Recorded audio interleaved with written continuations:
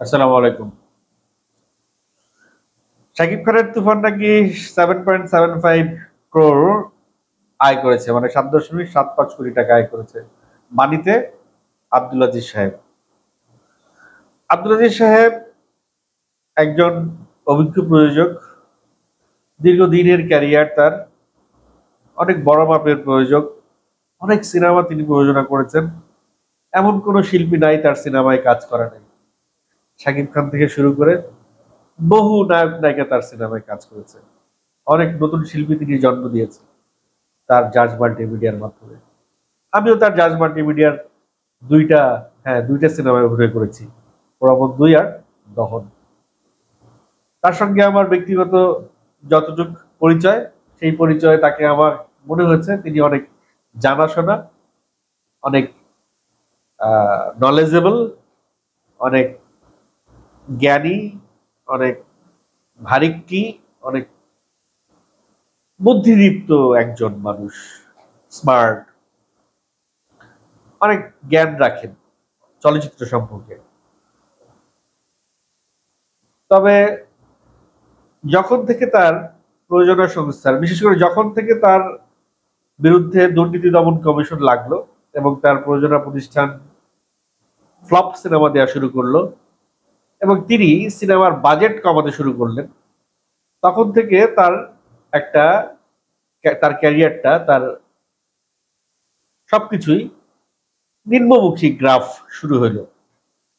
চোখের সামনে একজন স্মার্ট লোককে নিয়ে সবাই হাসাহাসি শুরু করছে। অনেক মুখ লুকিয়ে অনেক কথা বলছেন, মুখ টিপে টিপে হাসছেন। আমি যেই আব্দুল আজিজ সাহেবকে দেখেছি আর এখন যে আব্দুল আজিজ সাহেবকে দেখছি, এই দুই আব্দুল আজিজ সাহেবের মধ্যে অনেক পার্থক্য।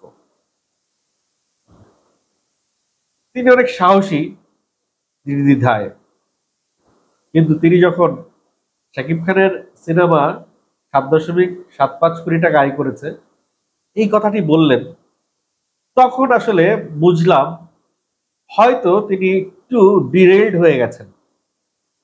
যতটুকু জানি শাকিব খানের সিনেমার বাজেটই তো 8 কোটি টাকার উপরে। তার উপরে শাকিব খানের সিনেমার এই তুফান সিনেমাটা টেবিল মানি কালেকশন করছে 5 কোটি টাকার উপরে, যতটুকু আমি জানি। তাইলে রিলিজের পরে ওয়ার্ল্ড ওয়াইড 1 মাস সিনেমা এত ভালো চললো, আর 2-2.5 কোটি টাকা, মানে মানে আর 8-10 কোটি টাকা কামাই করতে পারে নাই। তিনি যে ভাষ্যটা দিলেন 7.75 কোটি টাকা আয় করেছে, তাতে বোঝা যায় যে তুফান আসলে ফ্লপ, লস করেছে। আর এক কথায় সে ইনডিরেক্টলি বললেন যে তুফান ব্যবসা ফ্লপ বলা যাবে না, ব্যবসা সফল না, এটা তিনি ইনডিরেক্টলি বললেন। এই কথাটা বলার ফলে তার যে একটা ইমেজ ছিল, সেই ইমেজ যেই তলানিতে গিয়ে ঠেকেছে তারও নিচে চলে গেছে। শাকিব খানের কিন্তু একটা বিশাল ফ্যান বেজ আছে, বিশাল ফলোয়ার আছে, ভক্ত আছে। তারা কখনোই শাকিব সম্পর্কে কোনো নেগেটিভ কথা শুনতে চায় না। যারা বলে তাদের কিন্তু ধুয়ে দেয় এবং তাদের পেছনে তাদের তাদের কোনো সিনেমা দেখে না, তাদের তাদের কোনো কাজ দেখে না, তাদেরকে পুরো মোটামুটি একটা বয়কটের লিস্টে ফেলে দেয়। যেমন আশা আবদার, ইকবাল সাহেব, এরা যখন শাকিব খানকে নিয়ে নেতিবাচক মন্তব্য শুরু করলো বা তুফানকে নিয়ে নেতিবাচক কথা শুরু করলো, তখন কিন্তু এরা শাকিব খানের ভক্তদের রোষানলে পড়লো। হয়তো তাদের কাছে এটা কোনো ব্যাপার না, এটা তাদের কাছে কোনো ইস্যু না।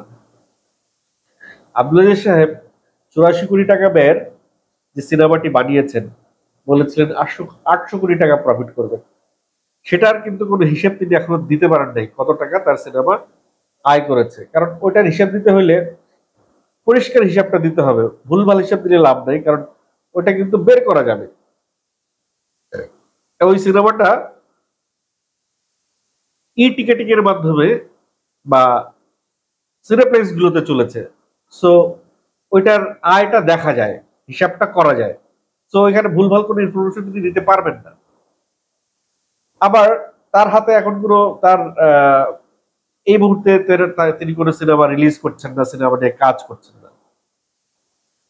তো এই সময় তিনি কিন্তু কোনো আলোচনায় নাই। তিনি যদি ইকবাল সাহেবের স্ট্র্যাটেজি ফলো করেন বা আলেকজান্ডার বোর স্ট্র্যাটেজি ফলো করতে চান, যে যেহেতু এই মুহূর্তে তাকে নিয়ে কেউ আলোচনা করছে না বা লাইমলাইট আসার জন্য শাকিব খানকে নিয়ে একটা নেগেটিভ কথা বলে দিই, তাহলে এই লাইমলাইটে চলে আসা যাবে। একটা simple and easiest method of coming to limelight.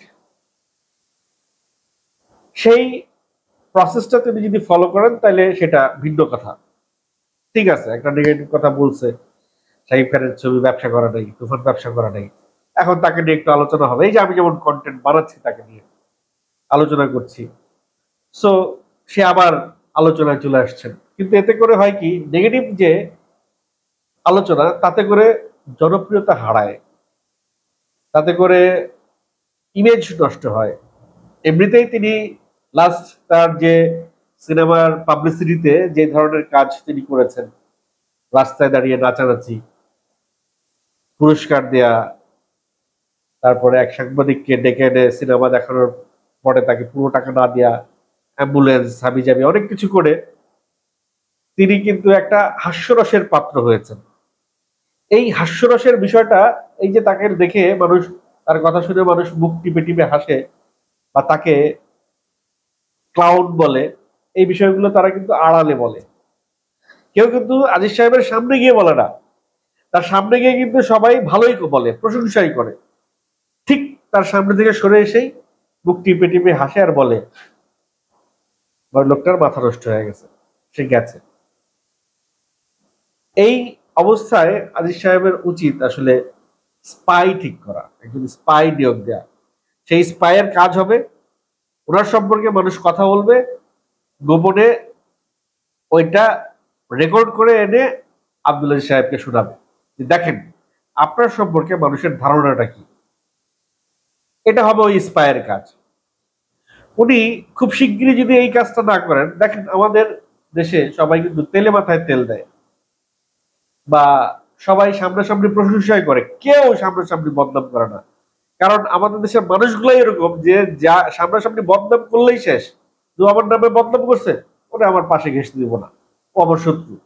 অথচ যে আপনার নামে, আপনার সামনে আপনার নামে সমালোচনা করছে, সেই কিন্তু আপনার প্রকৃত বন্ধু, সে আপনার ভালো চায়।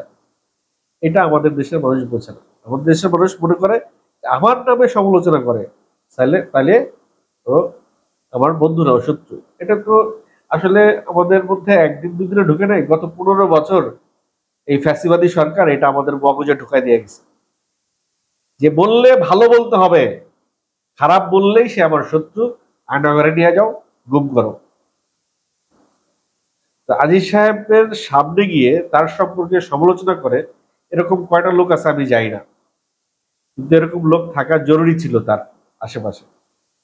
আমাদের পুরোনো দিনের রাজারা গোপাল ভাঁড় টাইপের একজন লোক রাখতো তার দরবারে। তার কাজ হইতো রাজাকে নিয়ে সমালোচনা করা, তামসা করা, যোগ করা, এবং যেই রাজা সেটা সহ্য করতে পারত, সেই রাজা ভালো করত, বা সেই সমালোচনাটা যে নিতে পারতো, সেই রাজা তার রাজতন্ত্র চালাতে বা রাজ্য চালাতে সে পারদর্শী হইত, বা তার হাস্যরসের বা তার রসিকতার ক্ষমতাটা ভালো ছিল। আর যেই রাজা এইসব রিসিভ করতে পারতো না, সেই রাজাদের সম্পর্কে ওই গোপাল ভাঁড়রা কিন্তু তোষামোদী করতো, মানে তাকে খুশি করতে পারলে যা যা করা দরকার তাই করতো। একজন লোক থাকতো সমালোচনা করার জন্য। আমাদের ফিল্ম ইন্ডাস্ট্রিতে আব্দুল আজিজ সাহেব কিন্তু একটা অঘোষিত রাজা, এক রাজ্যের রাজা। তো তারও উচিত আসলে একজন সমালোচক রাখা, তার কাজগুলো নিয়ে সমালোচনা করবে যে আপনি এটা করছেন, এটা এই পাবলিক রিয়াকশন এই, আপনি ভুল করছেন, আপনার এটা ঠিক না। কিন্তু আব্দুল আজিজ সাহেব যদি ডিক্টেটর হয়ে যান, তিনি যদি মনে করেন যে আমি এত বছর ধরে সিনেমা বানাইতেছি, এত এত হিট সিনেমা দিছি, আমার চিন্তাধারা কখনো ভুল হইতে পারে না, তার চিন্তা ভাবনা যদি এরকম থাকে, তাহলে সে বিষয়টা অন্যরকম। তবে শাকিব খানের তুফানকে নিয়ে আজিজ সাহেব যে কথাটি বলেছেন, এই কথাটির সঙ্গে সে যদি এটুকু অ্যাড করে দিতেন যে এই কথাটি তিনি জানতে পেরেছেন প্রযোজনা সংস্থার মারফতে, অর্থাৎ প্রযোজনা সংস্থার কোনো একজন তাকে এই কথাটা বলছে, তাইলেই কিন্তু তার পিঠটা বেঁচে যায়। তাইলেই তাকে নিয়ে সবাই আর সমালোচনা করে না, সে শাকিব খানের ভক্তদের রোষানলে পড়ে না। আমি কয়েকটা কন্টেন্ট দেখলাম যে তার এই কথাটারই কাউন্টার দিছে সব যারা শাকিব খানকে নিয়ে কন্টেন্ট বানায়, শাকিব খানের ফ্যান বিশেষ করে, তারা কিন্তু স্ট্রেট ওয়ে আব্দুল আজিজ সাহেবের এই কথাটার কাউন্টার দিচ্ছে তাদের প্রত্যেকটা কন্টেন্টে, এবং মোটামুটি চেষ্টা করেছে আজিজ সাহেবকে ধুয়ে দিতে, দিয়েছেও তাই। আব্দুল আজিজ সাহেব যদি মনে করেন এতে তার কিছু যায় আসে না, সেটা ডিফারেন্ট ব্যাপার, কিন্তু আমার মনে হয় যে এতে কিন্তু তার ইমেজ আরো সংকটে পড়ে যাচ্ছে। দর্শক, এই বিষয়টা নিয়ে আপনারা কি ভাবছেন?